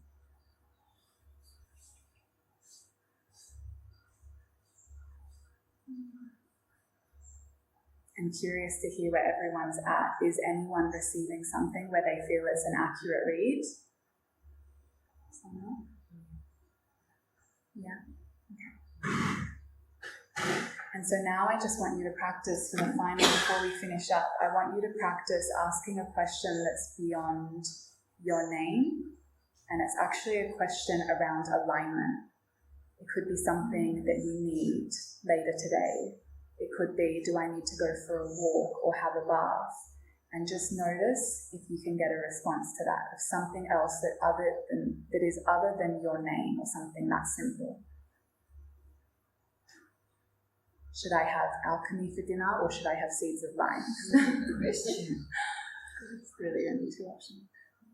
You know, so just like practicing what that feels like for the body actually speaking to you in a way that is actually superseding the mind altogether. We are working purely with the muscular system. And if you feel like you're having a difficult read, just noticing whether you're still meditating. Is your awareness focused on that skin touching skin, or are you having a thought come up?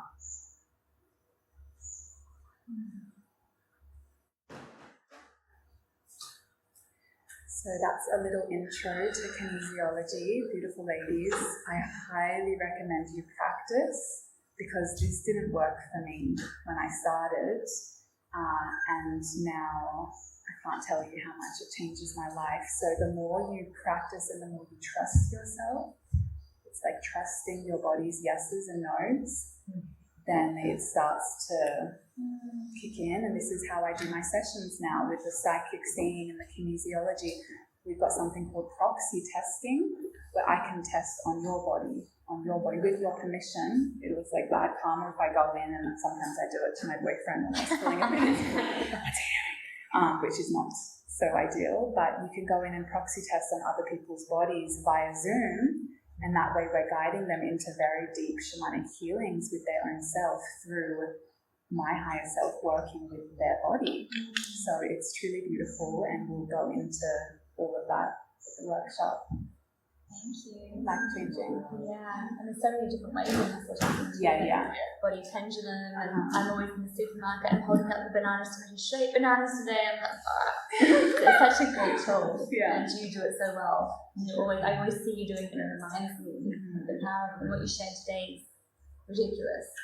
Like being able to go in the suitcase, like I need to be doing this more. I'm so excited for your workshop. Yeah. I'm excited for all of your workshops, and yeah, like in closing today, it'd be really beautiful for you all to share a little bit about what you're going to be doing in your workshops for women here, and also in the people watching the video, there's going to be links below to all these workshops and other tools, YouTubes, and everything from all these amazing women. So, yeah, maybe starting from the set down, if you just like a little brief, like 1 minute about your workshop for anyone that might like to join. I would love everyone to join my workshop. It would be such an honour to go deeper into the gifts that using your menstruation as ceremony can bring.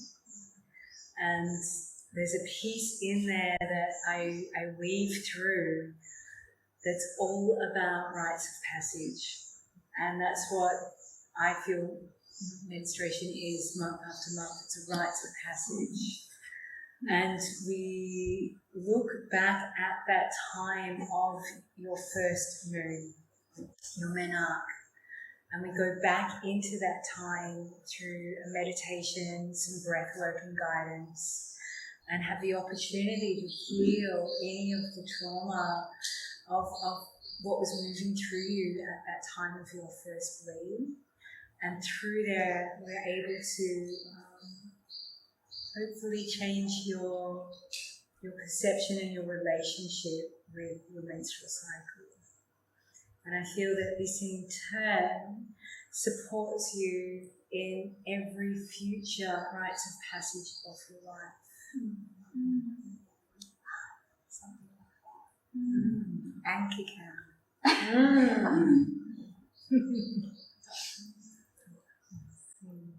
Got so captivated by that. It's like I just realised Get you a ticket. I would like to go. Okay.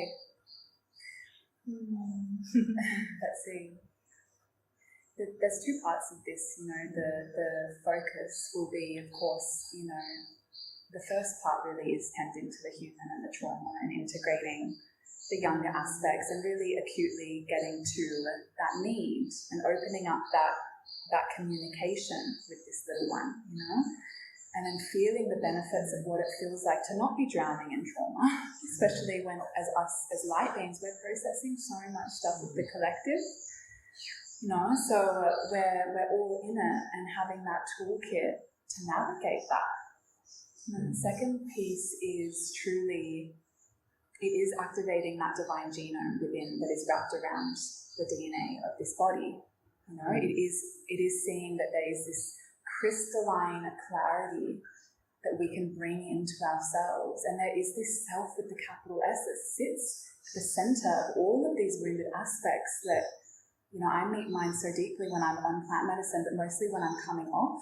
And I call her the warm woman because she's pure radiance. Her cup is so full that all she wants to do is give. She wants to give to her children, her partner, herself. You know, when the other day I gave myself, anyway, sorry. This is really going down a rabbit hole. So yeah, there's two parts. There's the trauma healing we'll focus on, and then it's about actually activating that higher consciousness. I was about to go down like 1 minute. I'm sorry. Okay, Finn. Beautiful, thank you. I'm going to be doing a workshop as well, which will be all about learning how to connect with your cycle, but from a place of nutrition. Understanding what's happening at every single phase physically in the body, knowing the right foods to eat, vitamins to take, herbs to take, and also like about exercise, like sexually as well, what's happening in the body, like what's happening, how to safe sex and how to get pregnant or not get pregnant, and yeah, it's really awesome stuff. So I can't like to share. Mine's called Fear to Freedom, and it's next in 2 weeks' time, 12th of August. Thank you. And what we'll be doing, it's an experiential workshop where we'll be using breath and voice to sort of uncover what fear feels like inside your body, how to notice when it comes up, when it sneaks in the back door, because you've been scrolling too much on social media or you're reading articles, like how quickly it can sort of enter your system, and then we're walking around as in fear. And when there's fear in the system, often we're making decisions that are not necessarily in our truest alignment. We're making decisions that are based around potentially an instinctual learned behaviour. So I'm excited. We're gonna uncover fear and notice what it feels like in the body, and then we're also going to breathe and then chant, use the voice to move what has come up. So that's mine. Come, I would love everybody to come. Yes. All of you guys, all of you. I honestly can't remember. I wrote the description so long ago, but in essence, from memory, it's around creating your dream life. So there's all these subconscious blocks that we have. We all have things we want and we desire, whether that's a partner or do we have our message reach more people. And what stops us from being able to achieve that are these subconscious blocks. So I'll be guiding us in a process of manifestation through actually permanently releasing and clearing these subconscious blocks. I spent a lot of time writing the description, and it is exactly what I will be doing on the day, but off the top of my head. And I love myself, but I can't remember. In essence, I remember it's around using EFT to manifest, because, we're all working on ourselves, we're all actively doing that, and we don't need to get stuck in this, oh my god, I've got more trauma and, shadow to process, and, the one part of my journey I didn't really share is that I hated myself to the point that I was suicidal until I was 29. You know, when I was 25, there was a Tai Chi teacher who said to me, wow, I've met a lot of people who hate themselves, but no one at the level that you do. And I'm like, top of the class at something. And so it wasn't I didn't beam in happy and vulnerable and full of self-love. That's not my background at all. I really clawed myself through hell to earn every drop of self-love that I now had for myself. And whatever I can do to teach other people how to experience that self-love and not just have it as a tag on Instagram, but actually feel that self-love. So there'll be a lot of that in the workshop. So. Thank you. Thank you. So are they every week or just the schedule? They'll be every 2 weeks. Every 2 weeks, yes. So on Thursday at 6 p.m. as I well. wasn't sure exactly what day it was. Yeah. So they're already all listed on the website, so if anyone's interested, you can check that out. But thank you everyone for coming. We are just past 6 if anyone needs to leave. But otherwise, if anyone does have any a few quick questions, we're available for that as well. If anyone wants to ask anything. And if not, thank you for all being here, and so grateful. Thank you. Yeah. We're all on social media, we're all available, etc. Yes. Are there any questions? More than a question, I just wanted to add to the point that, with the advent of Christianity and how women are perceived, there is, of course, but I feel like that's a pattern in so many religions. Like, for example, even in Hinduism, like when you're bleeding, you're not allowed to enter the kitchen, you're not allowed to cook your food, the husbands don't touch you. And even in Nepal, it's to the point that the girls are sent away for 5 days. There's a small, tiny hut that they spend time there for like 5 days all alone. Many of them die. So it's so the level of seeing, you see a period of that level of, like, oh my God. So that trauma, I think that builds around you, and that notion about like, okay, this is, and it's considered impure, right? So that women are not allowed to enter the temple. So it's like, oh, I'm impure right now, and I'm breathing out impure blood. That's the notion that we usually have. So it's like then how you're wired to see that entire cycle is completely huge. So, it is huge, and thank you, because it's very vulnerable to talk about this, especially when we're talking about our belief systems and the church and our heritage, our ancestral heritage and our backgrounds.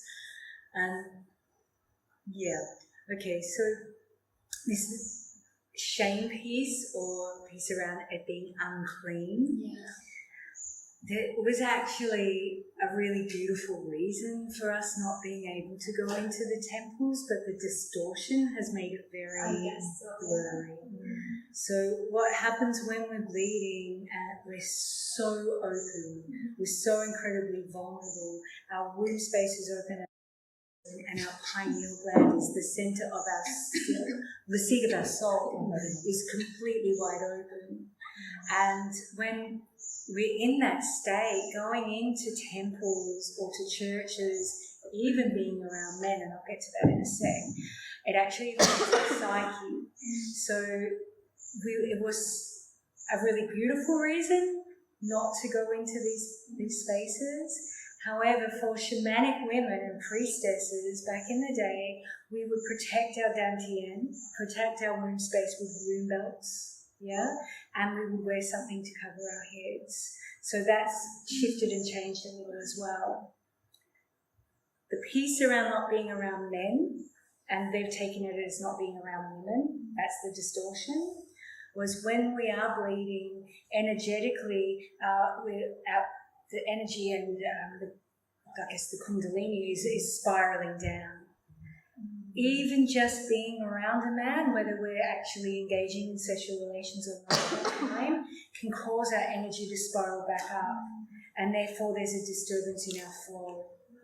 So our energy's like taking a U-turn and not going in the right direction. So if you are practicing conscious menstruation, it is an interesting experiment to ask your partner or your lover to maybe leave you be for a few days, a day or two, so that you can do the woman's work.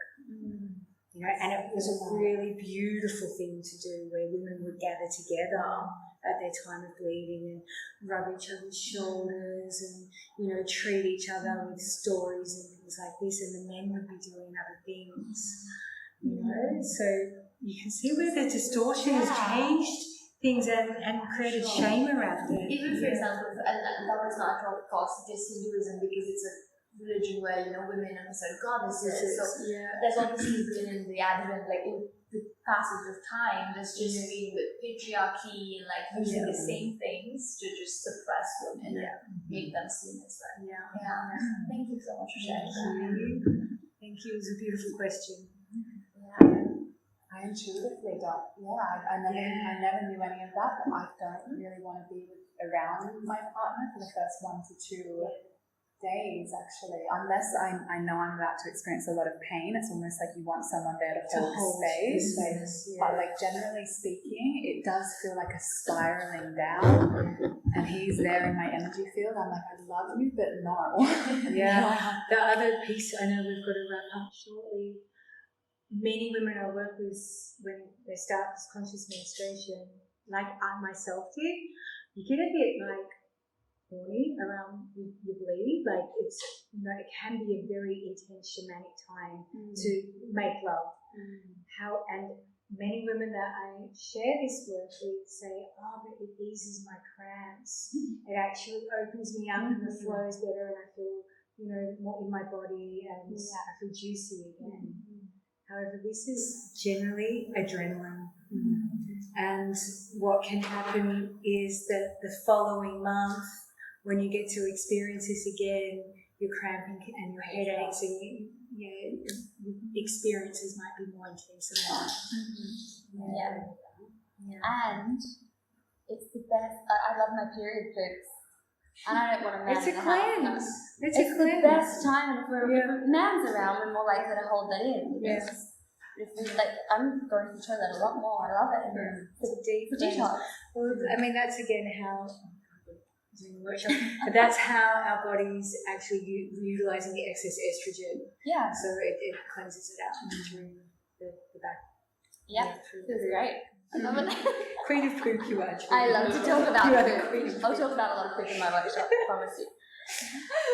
Cool, well, thank you. Should we close Yeah, I'd the love to space all connect and if we can just really give the girls that were able to join us live here today so much gratitude for taking the time to be with us. Let's do a little moment of togetherness and sisterhood. And again, just taking a moment to settle in any noises or movements that might come through as we ground into the circle.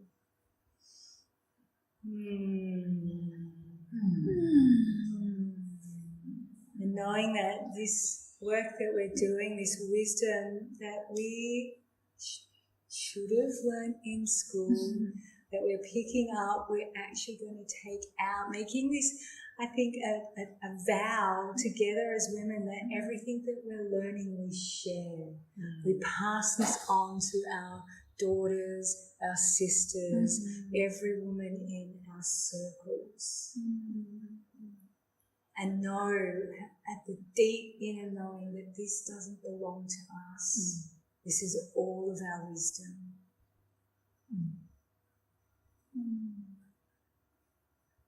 And then I might finish with an Om. And breathe in and breathe out. And breathe in for Om.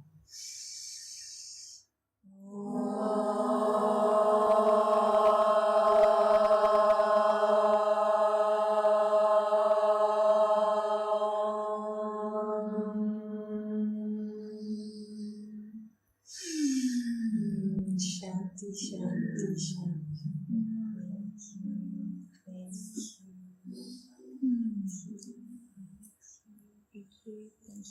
Thank you. That was awesome.